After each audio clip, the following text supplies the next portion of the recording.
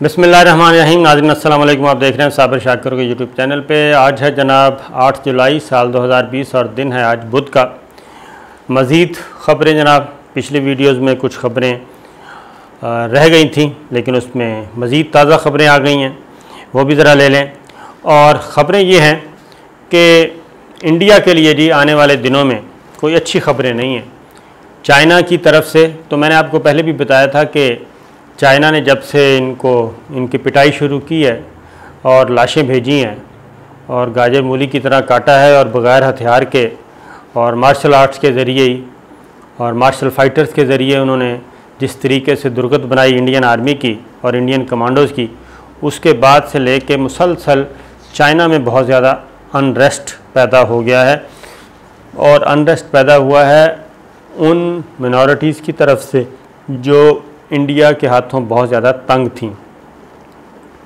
और दूसरा ये कि ये भी एक मुसीबत आन पड़ी है और चाइना को इसकी इत्तला मौजूद है कि ये धोखा दे रहे थे जी। Ajit Doval and company China को धोखा देने की कोशिश कर रहे थे और बाहर से कह रहे थे कि हम डी एस्केलेट करते हैं, कशीदगी में कमी लाते हैं।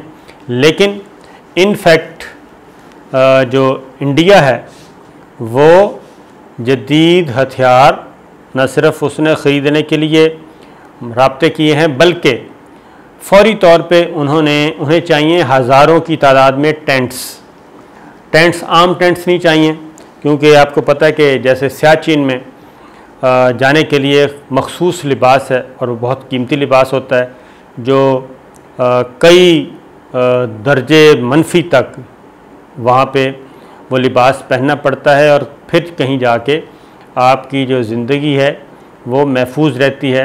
ऑक्सीजन की कमी अलग होती है और बंदा वहाँ पे जम जाते हैं।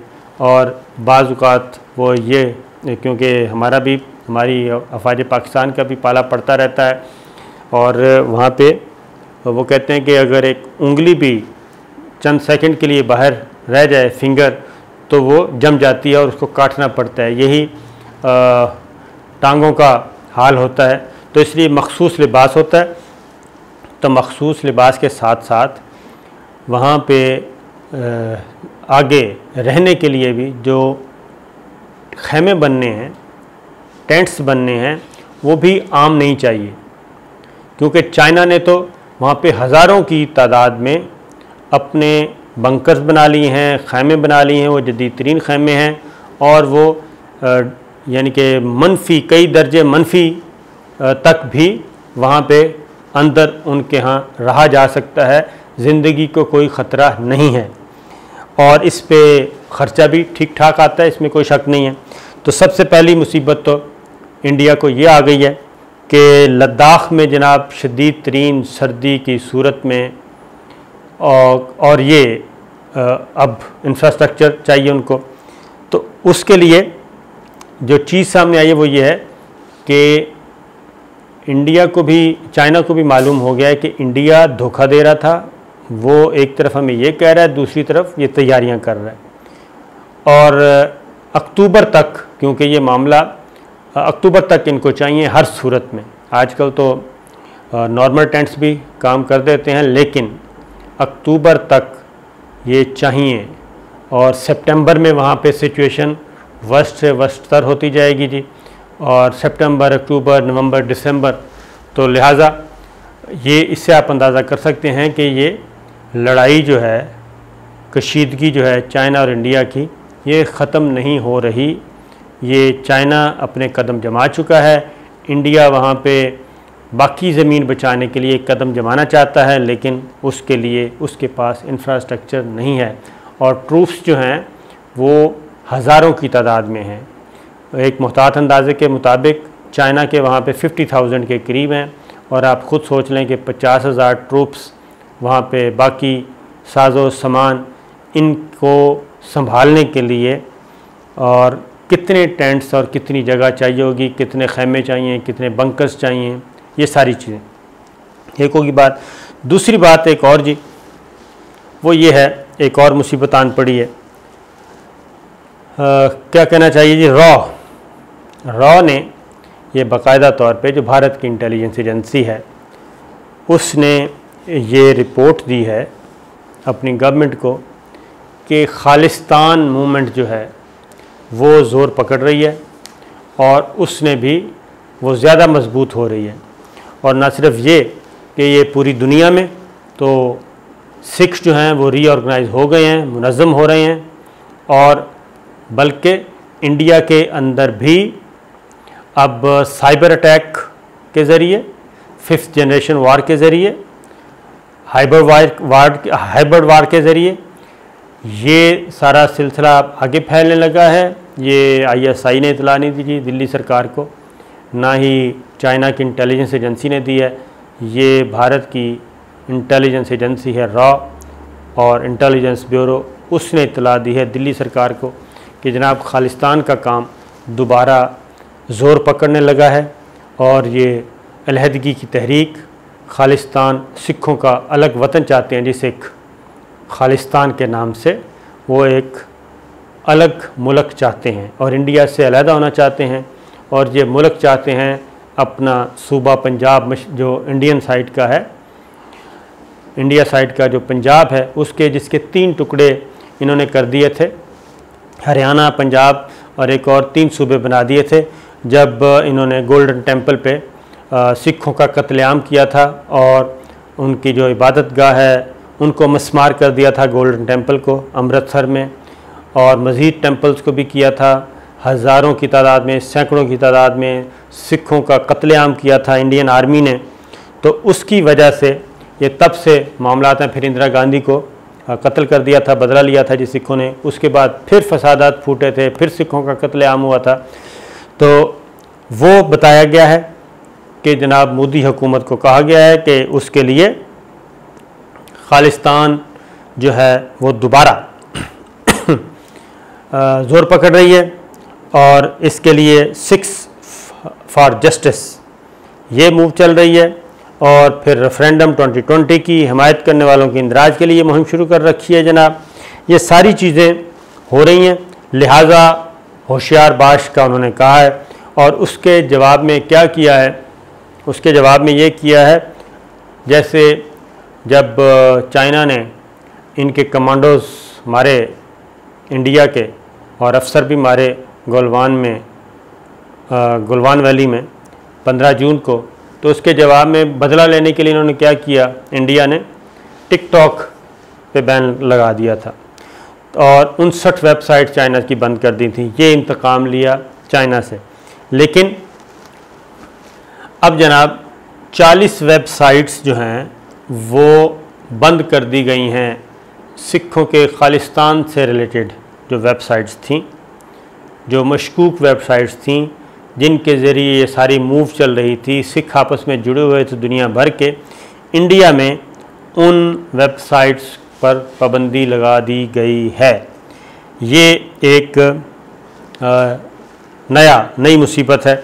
लेकिन जब हमने बात की खालिस्तान के खालिसा हुकूमत, जो जलावतन हुकूमत कायम की हुई है लंदन में और कनाडा में उनके अहदेदार हैं और अमेरिका में, उनसे बात की तो उन्होंने कहा जिससे हमें कोई फ़र्क नहीं पड़ता, हम अपनी जद्दोजहद जारी रखेंगे। ये 40 वेबसाइट्स क्या 4000 वेबसाइट्स पे भी पाबंदी लगा देंगे तो इससे हमारी तहरीक जो है वो बंद नहीं होगी। हमने हर सूरत में खालिस्तान को अलहदा मुल्क बनाना ही बनाना है, अलग वतन हमने बनाना ही बनाना है। लिहाजा ये एक नया काम हो गया, क्योंकि मणिपुर रियासत जो है वो पहले ही एक जलावतन हुकूमत कायम कर चुकी है लंदन में और अपनी आज़ादी का ऐलान कर चुकी है। इसी तरीके से मकबूजा कश्मीर का आपको पहले ही पता है वहाँ पे क्या सूरत हाल है, तो ये कोशिशें की जा रही हैं। एक और ख़बर आपसे शेयर करते हैं, वो भी इंडिया के लिए काफ़ी तकलीफ़ देह है और इंडिया पे डे बाय डे जी मुसीबतें आ रही हैं। वो है कुवैत की तरफ से टीका लगने लगा है इंडिया को और ये कोरोना वायरस की वजह से ये सिचुएशन तब्दील हुई और एक और कुवैत की जो नेशनल सिक्योरिटी है उसमें भी, क्योंकि कुवैत की आबादी है जी 45 लाख टोटल और उसमें कोई 15 लाख के करीब गैर मुल्की वहाँ पे काम करते हैं और उनमें सबसे ज़्यादा जो तादाद है वो है इंडिया की। 8 लाख इंडियंस जो हैं वो कुवैत में काम करते हैं और लेबर क्लास भी है और अच्छे ओहदों पर भी हैं। तो कुवैत की कौमी असम्बली ने एक बिल पास कर लिया है और उन्होंने कहा है कि कुल आबादी का 30% से ज़्यादा गैर मुल्की नहीं होंगे, और फिर आगे मुल्कों का भी तयन कर दिया है कि 15% ज़्यादा से ज़्यादा होगा। तो 8 लाख इंडियंस जो हैं वो कुवैत से मुल्क बदर या कुवैत छोड़ने का जी ख़बर आने वाली है। फ़ैसला हो गया है, बिल पास हो गया है। 8 लाख कुवैत से इंडियन ये पहुंचने लगे हैं वापस इंडिया। कोशिश की जा रही है, पहले भी एक कोशिश हुई थी, लेकिन उस वक्त सुषमा स्वराज ने कोशिश करके, इंडिया की वज़ीर ख़ारजा थी, उन्होंने कोशिश की थी। लेकिन इस बार जो हमें कुवैत से इत्तलात मौसूल हुई हैं वो ये है कि ये अब लेजिस्लेशन की जा रही है और लेजिस्लेशन के बाद गैर मुल्कियों को वहाँ से तादाद उनकी कम की जा रही है और उसकी जद में 8 लाख इंडिया के लोग आ रहे हैं। इनको वापस जाना होगा और ये जब वापस जाएंगे और फिर वापस आएंगे इंडिया में तो उससे आप अंदाज़ा कर सकते हैं कि क्या असरात मुरतब होंगे, क्योंकि इंडिया में जी कोरोना की वजह से पहले ही उनकी मईशत का सत्यानाश हुआ है और वो संभाल भी नहीं सके। फिर एक छोटी सी खबर शेयर कर लूँ कि सलामती कौंसिल में जी एक बार फिर पाकिस्तान ने कश्मीर के मुजालम के बारे में एक मुफस्सल रिपोर्ट शवाहिद के साथ वहाँ पे पेश की है और एक पिटीशन दी है कि जनाब इंडिया को मकबूजा कश्मीर में जो जुल्म सितम बर्बरियत हो रही है उसमें लगाम दे। उसकी रीज़न है कि 1 साल होने जा रहा है जी, 5 अगस्त को 1 साल हो जाएगा इंडिया ने जो मकबूजा कश्मीर में एक इक़दाम उठाया था, जिसकी वजह से ये गलवान भी आप देख रहे हैं, तिब्बत बॉर्डर पे भी देख रहे हैं और लद्दाख भी देख रहे हैं। ये सारी जो लड़ाई शुरू हुई है ये गुज़श्ता साल 5 अगस्त को जो इंडिया ने मकबूजा कश्मीर का ख़ुसूसी दर्जा ख़त्म किया था वहाँ से शुरू हुई थी। तो लिहाजा वो वक्त जैसे जैसे आ रहा है, चाइना भी अपने दांत तेज़ कर रहा है, पाकिस्तान भी, और मोदी सरकार 1 साल में बहुत पीछे जा चुकी है, अमलन पीछे जा चुकी है, क्योंकि सूरत हाल उसके कंट्रोल में नहीं रही। वो खा मकबूजा कश्मीर की हो, लद्दाख हो, गोलवान वैली हो, तिब्बत बॉर्डर हो, नेपाल हो और भूटान हो, और शरीयत अमेंडमेंट एक्ट जो लाया गया उसके बाद बांग्लादेश के साथ उसके ताल्लुकात। तो इंडिया के लिए हालात अच्छे नहीं हैं और आने वाले दिनों में मज़ीद अच्छे नहीं होंगे, और क्योंकि बहुत सारे भेद खुल गए हैं इंडिया के। तो जनाब इंशाल्लाह अगली वीडियो में फिर हाज़िर होंगे। इजाज़त दीजिए, अल्लाह हाफ़िज़।